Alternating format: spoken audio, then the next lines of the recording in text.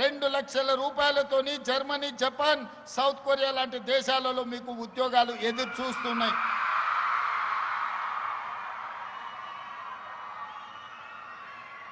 డాక్టర్లు, లాయర్లు, ఇంజనీర్లతో పాటు సాంకేతిక నైపుణ్యాన్ని నేర్చుకోండి. ఐఏఎస్లు, ఐపీఎస్లతో పాటు సాంకేతిక నైపుణ్యం నేర్చుకోండి. ఈరోజు మన ప్రభుత్వం సాంకేతిక నైపుణ్యం కోసం సంపూర్ణమైన అవగాహనతో ముందుకు వెళ్తున్నది. ఒకప్పుడు ఇంజనీరింగ్ చదువుకుంటే, ముఖ్యంగా కంప్యూటర్ సైన్స్ చదువుకుంటే మీకు అమెరికాలో ఉద్యోగం వచ్చేది. అమెరికా వెళ్తాడు, ఐటీ ఉద్యోగం వస్తుంది, డాలర్లు మాకు పంపిస్తారు, మా జీవితాలలో మార్పు వస్తుందని తల్లిదండ్రులు ఆశించరు. కానీ ఇవాళ ఆనాడు ఉద్యోగాలు వచ్చిన ఐటీ నిపుణులు కూడా ఉద్యోగాలు పోయి ఈరోజు వెనక్కి మళ్ళీ ఇంటికి వచ్చే పరిస్థితి వచ్చింది. ప్రధానంగా సాంకేతిక విప్లవం వచ్చింది. ఆర్టిఫిషియల్ ఇంటెలిజెన్స్ వల్ల ఇంజనీరింగ్ గ్రాడ్యుయేట్ ఐటీ నిపుణుల ఉద్యోగాలు కూడా పోయే పరిస్థితి వచ్చింది. మరి ఏ విధంగా ఈ సంక్షోభాన్ని ఎదుర్కోవాలో ఈరోజు మనం ఆలోచన చేయాల్సిన అవసరం ఉన్నది. అందుకే ప్రభుత్వం ముందస్తు ఆలోచన చేసి 2024లోనే టాటా సంస్థతో మాట్లాడి ఈరోజు అడ్వాన్స్ టెక్నాలజీ సెంటర్లను 119 నియోజకవర్గాల్లో 119 ఇన్స్టిట్యూట్స్ని ఈరోజు ప్రారంభించింది. ఏటీసీలో చేరితే ప్రతి స్టూడెంట్కు 2000 రూపాయలు స్టైఫండ్ ఇవ్వడం ద్వారా మీ తొవ్వ ఖర్చులకు, మీ చేతి ఖర్చులకు, మీ తల్లిదండ్రుల మీద ఆధారపడకుండా బట్టి విక్రమార్క గారే ఈరోజు మీకు నగదు ఇస్తున్నాడు. ఉచితంగా చదువు చెప్పడమే కాదు, సాంకేతిక నైపుణ్యం నేర్పడమే కాదు, జర్మన్, జపానీస్ లాంగ్వేజ్ నేర్పించడమే కాదు, ఇంగ్లీష్తో పాటు ఈరోజు విద్యతో పాటు సాంకేతిక నైపుణ్యాన్ని నేర్పిస్తున్నాం. అందుకే డాక్టర్లు, లాయర్లు, ఇంజనీర్లతో పాటు సాంకేతిక నైపుణ్యం నేర్చుకోవడానికి ఈరోజు మీరు సంసిద్ధులు కండి. ఒకప్పుడు చదువులు పోటీ తక్కువ ఉన్నప్పుడు సర్టిఫికెట్ ఉంటే ఉద్యోగం వచ్చేది. ఇవాళ పరిస్థితి లేదు. మొన్న మేము గ్రూప్ 1 ఉద్యోగాలు 562 మందిని నియమిస్తే 60% బలైన వర్గాలకు ఉద్యోగాలు వచ్చినాయి. ఉన్న రిజర్వేషన్ 42% మేము ఇస్తామంటే 60% గ్రూప్ 1 ఆఫీసర్లు ఈరోజు బీసీలో పిల్లలు సెలెక్ట్ అయినరు. లక్షలాది మంది కాంపిటేటివ్ ఎగ్జామ్స్ రాసిండ్రు. చదువులో పోటీ పెరిగింది. ఒకప్పుడు నేను చదువుకునేటప్పుడు, పెద్దలు కేశవరావు గారు చదువుకునేటప్పుడు అయితే మనం పుట్టనే లేదు. మా అప్పుడు ఫస్ట్ క్లాస్ వస్తే జిల్లా జిల్లా గుర్తుపట్టేది.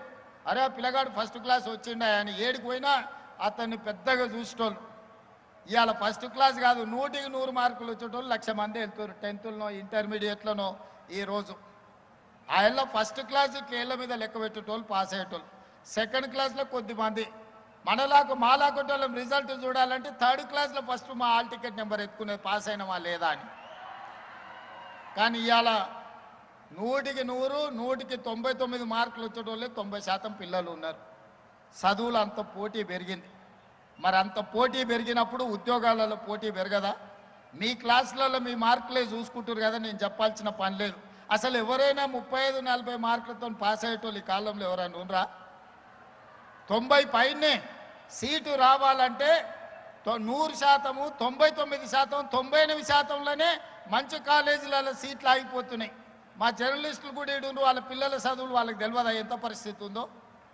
మరి ఇంత పోటీ ప్రపంచంలో అందరూ 100కి 100% తెచ్చుకోవాలంటే సాధ్యం కాకపోవచ్చు.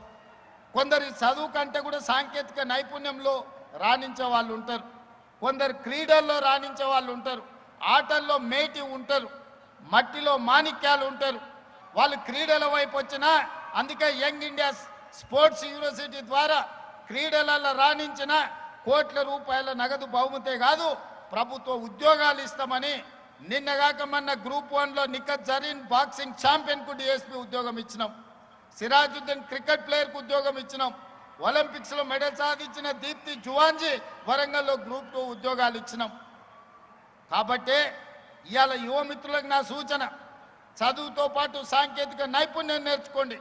జర్మనీ, జపాన్, సౌత్ కొరియా పంపించే బాధ్యత రాష్ట్ర ప్రభుత్వం మీ రేవంత్ అన్న తీసుకుంటాడు. మిమ్మల్ని ఆ దేశాలకు పంపించి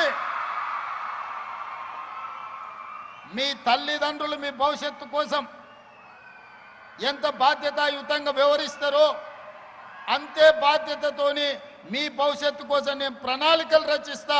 మీరు అద్భుతంగా రాణించండి. సాంకేతిక నైపుణ్యంలో జర్మన్, జపాన్, సౌత్ కొరియా లాంటి దేశాలలో మీకు ఉద్యోగాలు ఇప్పించే బాధ్యత నేను తీసుకుంటా. మీరు క్రీడల్లో రాణించండి, రాష్ట్ర స్థాయిలో మెడల్లు సాధించండి, దేశ స్థాయిలో దేశానికి గౌరవాన్ని తీసుకురండి, ఒలింపిక్స్లో మెడల్ తీసుకురండి, ప్రభుత్వ ఉద్యోగాలు ఇచ్చి నగదు నజరానాలు ఇచ్చే బాధ్యత మీరు రేవంత్ అన్న తీసుకుంటాడు. అది నాది జిమ్మేదారి. ఇవాళ చదువుకుంటేనే మన బతుకులు మారుతాయి, చదువుకుంటేనే మన తలరాత మారుతుంది, సాంకేతిక నైపుణ్యం ఉంటేనే ఉద్యోగ ఉపాధి అవకాశాలు వస్తాయి. అవకాశాలు అందిపుచ్చుకోవాలి, అవకాశాల కోసం పోటీ పడాలి.